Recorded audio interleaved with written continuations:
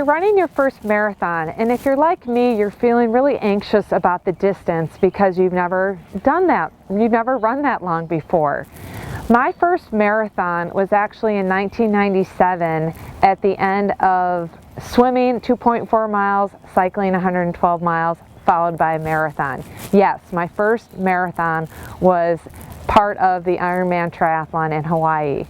And you bet, I was as anxious as ever because number one, I only ran 16 miles as my longest run leading up to this marathon. And so I didn't know how my body was going to respond after 16 miles.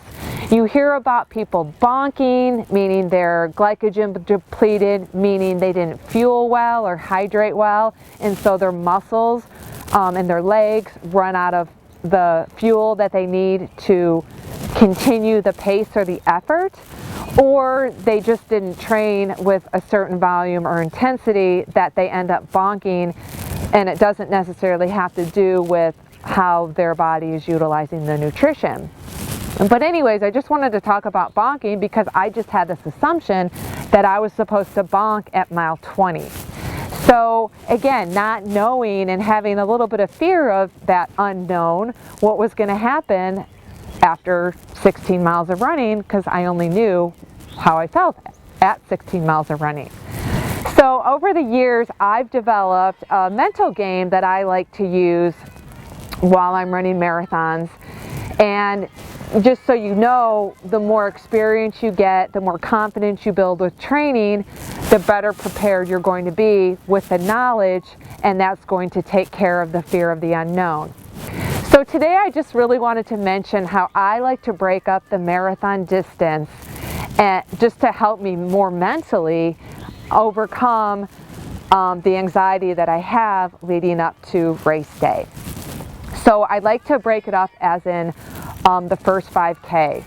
Hopefully you've done plenty of 5Ks in training, maybe you've done some 5K races, so you know what a 5K feels like. And then once I hit the 5K mark, I mentally reset and I say, okay, I'm going to run another 5K, and that's going to bring me to the 10K mark, which I've done plenty of times. And then I hit reset in my mind and I say, okay, I'm running 4 more miles. So I'm running 6 miles up to 10. It's a 4-mile loop. So I visually think if I was running 4 miles, where would I be? And then once I hit that 10 miles, I hit reset in my mind and I do another 5K. So now all of a sudden I'm at the half marathon point. And then I hit reset and I run from mile 13 to 16, which is about another 5K.